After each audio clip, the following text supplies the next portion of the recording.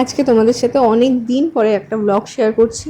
মাঝখানে তো কোনো ভিডিও শ্যুটই করিনি, কোনো ক্লিপ নেইনি, কারণ ইচ্ছে করছিল না আর কি। মানে কি যে ভাবি আমি, কখন ইচ্ছে করে কখন ইচ্ছে করে না। যাই হোক, আজকে প্রচণ্ড গরম পড়েছিল।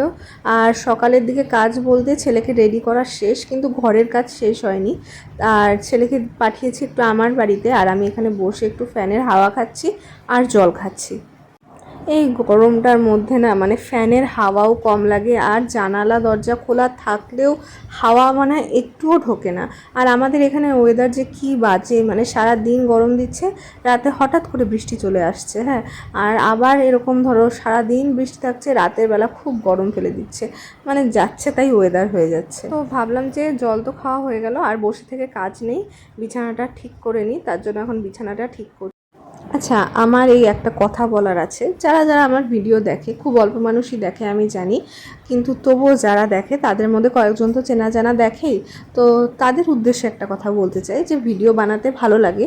হ্যাঁ, সবাই তো একটা লক্ষ্য নিয়ে ভিডিও করেই যে কিছু টাকা ইনকাম হবে, সে তো ঠিকই আছে, কিন্তু ভালো লাগে দেখেও করে। আর এই ভিডিও করে আমার কিছু হোক না হোক সেটা তো আমার পার্সোনাল ব্যাপার, কারোর এত তো চিন্তা করার প্রয়োজন নেই যে কেন আমি ভিডিও বানাচ্ছি। তো আমি বলবো তাদেরকে যে একটু রিল্যাক্স থাকো ভাই, এত টেনশন করার দরকার নেই। আর আমার ভিডিও দেখে যদি হাসি পায়, হাসো একটু, হাসা শরীরের জন্য ভালো, কিন্তু এত চাপ নিও না যে কেন আমি ভিডিও বানাচ্ছি, কেন আমি দেখাচ্ছি কী করছি না করছি। আমার ব্যাপার ভাই, আমি দেখাবো কি না দেখাবো, আমার লাইফ, আমি বুঝে নেব, তোমার সেটা একদমই চিন্তা করতে হবে। তো যাই হোক, বললাম না প্রচণ্ড রোদ উঠেছে, তাই ভাবলাম ছেলের যে কোলবালিশ দুটো, সেই দুটোকে একটু রোদে দিয়ে নিই। আর আজকে যে ব্লগটা করেছি না, সেটা অনেকটা বড় হয়ে গেছে। এত বড় ব্লগ তো শর্টসে আপলোড করা যায় না ইউটিউবে, আর ফেসবুকে রিলসেও এত বড় শর্ট হয়তো যাবে না।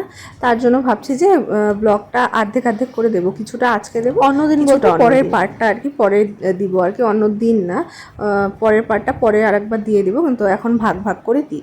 তো আজকে তোমাদের সাথে আমি এতটুকুই শেয়ার করছি, পরের পার্টটা অবশ্যই দেখো।